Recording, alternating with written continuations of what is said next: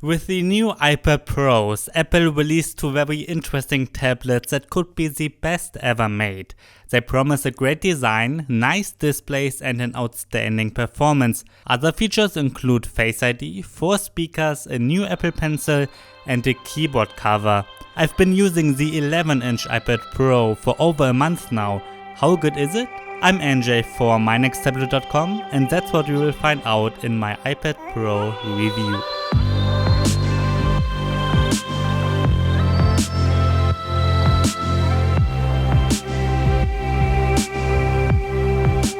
The new iPad Pro generation has a completely new design. For example, the home button is missing now, and instead of those thick bezels we get very thin and symmetrical ones that makes it look very modern and elegant. We get a full metal body here which feels very high end. At the same time it is very thin with just 5.9mm and it weighs just 468 grams.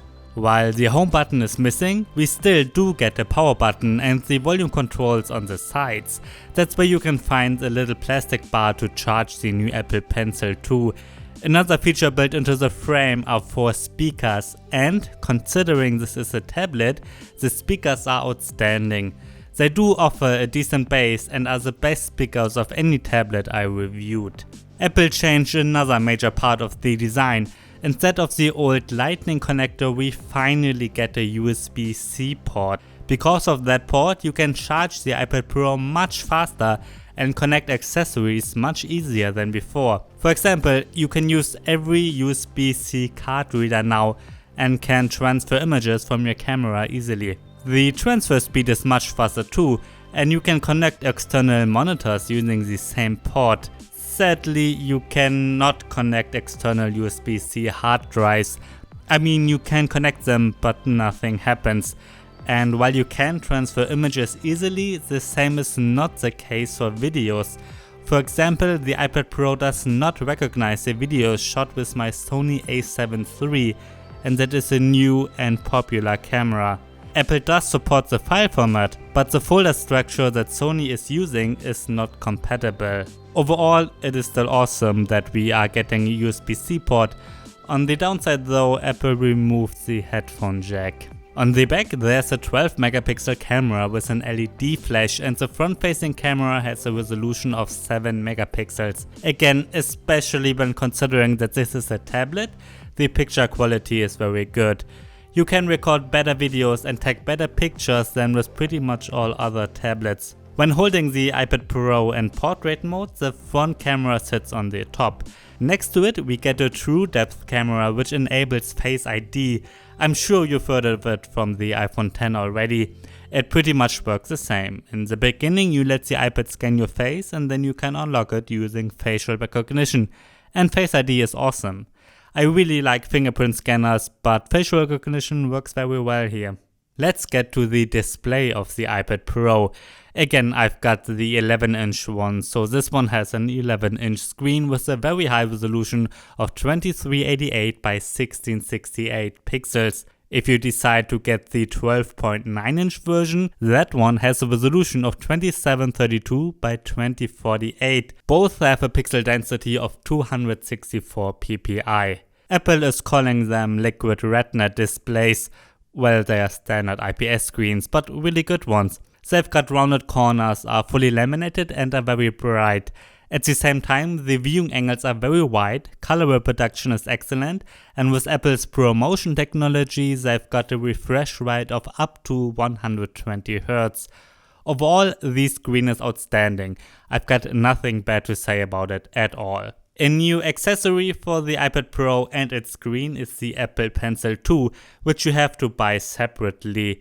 One thing is a bit disappointing, you cannot use your old Apple Pencil with this new tablet. Well, compared to the first generation, a couple of things have changed. The new pen got more expensive, has a matte instead of a glossy finish, and one side is flat now. By double tapping the flat side, you can switch tools in the Notes app. This gesture can be customized by app developers. Its main new highlight is inductive charging. You can connect the pen magnetically to the iPad and the iPad charges the pen. The Apple Pencil 2 is excellent. It is pressure sensitive and even recognizes when you tilt the pen to draw shading.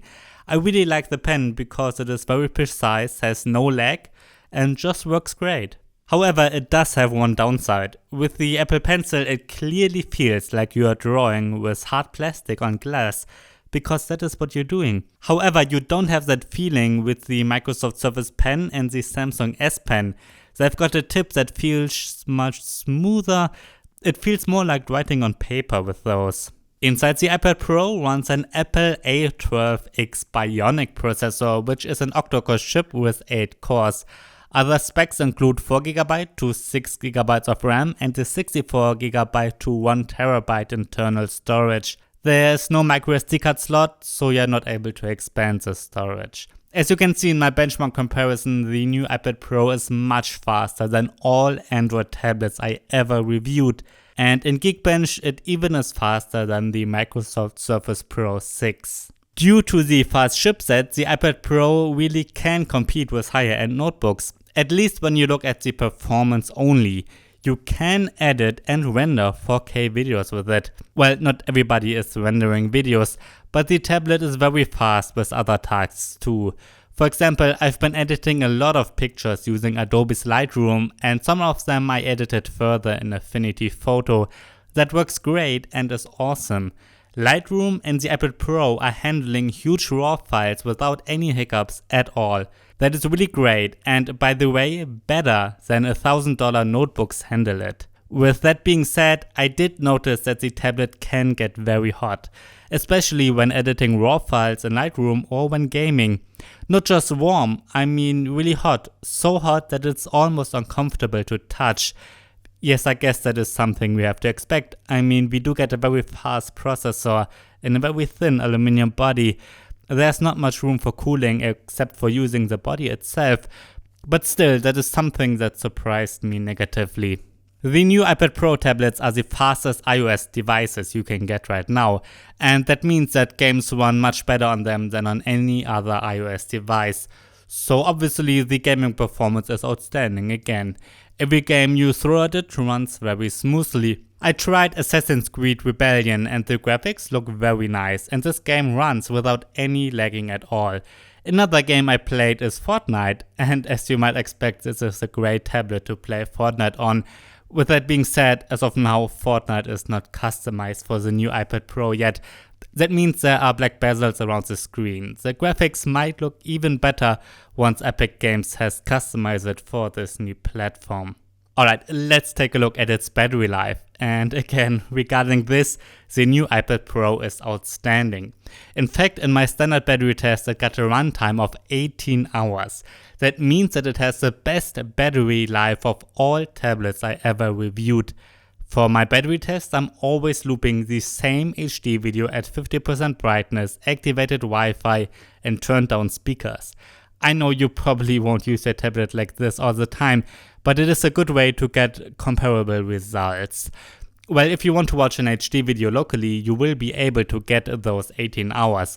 Now, if you are surfing the web and are watching Netflix, you will get closer to maybe 10 to 12 hours of active use. And if you're playing demanding games, editing videos and pictures, the battery life will be much lower. However, even when using demanding tasks, the battery will last much longer as if you do the same on an expensive Windows tablet like the Surface Pro. Let's take a look at the new Smart Keyboard Folio. This is an optional accessory that Apple is selling separately, and it is quite expensive. While it obviously features a keyboard, there is no touchpad. iOS does not support a mouse right now. The new keyboard is well designed, it looks nice, feels high-end and is protecting the front and the back of the tablet. However, the frame is exposed and not protected. It is connected magnetically to the tablet using a pin connector on the back. That works very well. The keyboard of the 11-inch iPad Pro I'm using is a bit smaller than what you would get with the standard keyboard. Even though it is a bit smaller, I've been able to type on it fast and without having to get used to it that much.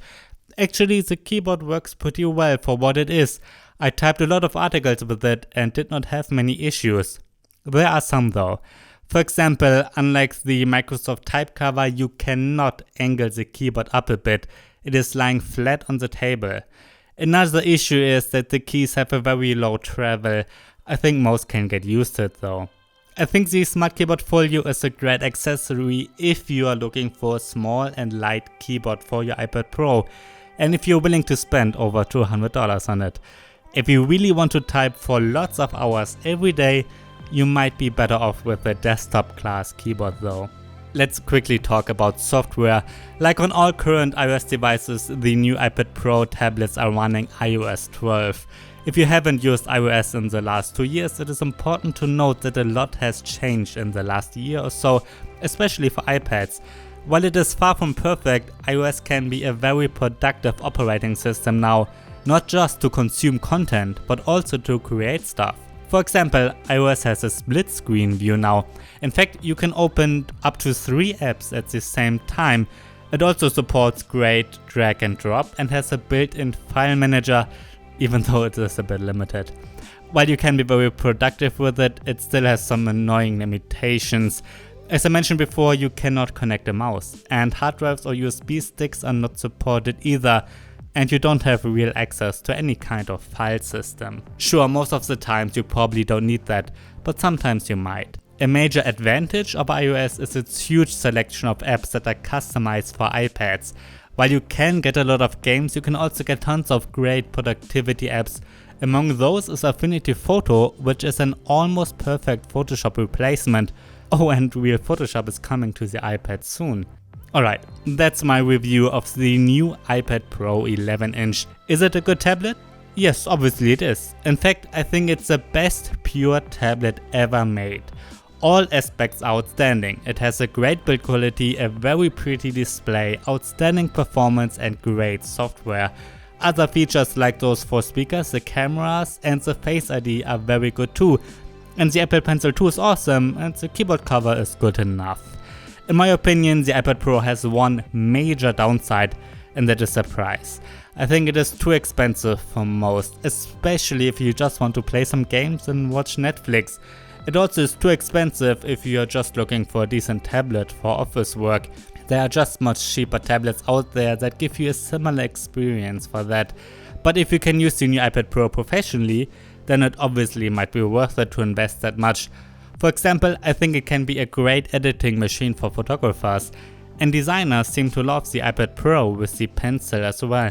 And if you're just looking for the best iPad and don't mind the price, then obviously you can get it. It is the best iPad and the best pure tablet, just a very expensive one. Alright, that's my review of the iPad Pro, the iPad Pro 11-inch, but it's pretty similar to the 12.9-inch. I'm NJ for mynexttablet.com. If you have any questions, please write me down below. Thanks for watching.